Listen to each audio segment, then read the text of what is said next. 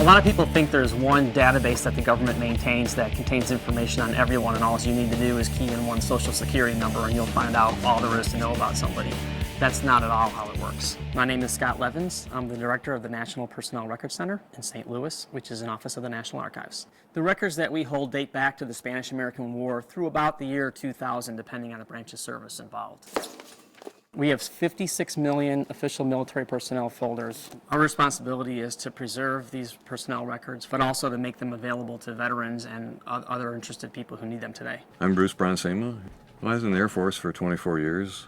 Here at the National Archives in St. Louis, I work in the military records section. It's a really simple process to get your records. Come to the Archives website, that's www.archives.gov. Click on the link and find the item that says Request Records Online with eVetRecs. We receive 4,000 to 5,000 requests every day. They might come from veterans, their next of kin, potential employers, members of Congress, national cemeteries. Now we're ready to fill out our service information. First they'll ask who you are, veteran or next of kin. I was in the Air Force, so I selected Air Force, and I was active duty, so I'm going to select active. I'm requesting an undeleted report of separation, DD Form 214. I'm also going to include in the comments section a request for my DD Form 215. Sometimes we may have difficulty trying to find your records, so it's very important to include other contact information such as your telephone number or email address. And in a few moments, a signature page will appear. You must print this page out and either fax it or mail it to us to verify that you are the person requesting your records. Without the signature page signed, we cannot complete your request. It's that simple. I get the request, I locate it on the computer, and there's Bruce Bronsema's record. And I print out a sheet, and then from there, I hand it over to a search clerk, who then take care of it by going out to pull the record. People often ask why we don't just digitize all the paper instead of having to build large buildings to store the records. And the reason is it would take thousands of staff years of labor to even prepare the records to be filmed or to be digitized. I am a searcher. I handle 240 records a day in an 8-hour day.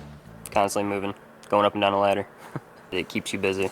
Bruce Bronsema asked for a copy of his DD Form 214 and a copy of his DD Form 215.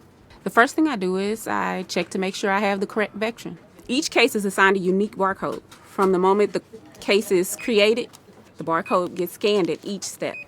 That barcode allows us to trace the record and the request until it is out of the door. There are often times when I have to call a veteran. I might not have a signature, or I might need additional information to locate what they're requesting of me. I want to make sure that I send out the best copies that we can provide. We seal each document before they are sent out. I want the veteran to know who I am, and if they have any problems or concerns, they can call up and they can reach me. I include all the documents that are needed, put them in an envelope, make sure I put my barcode and my label on the envelopes, and I've completed my case. Almost half of the reference requests that we receive are from veterans who are looking for a DD Form 214 to pursue an entitlement. 90% of those cases are done in 10 business days or less, and most of them are done in about 6 days.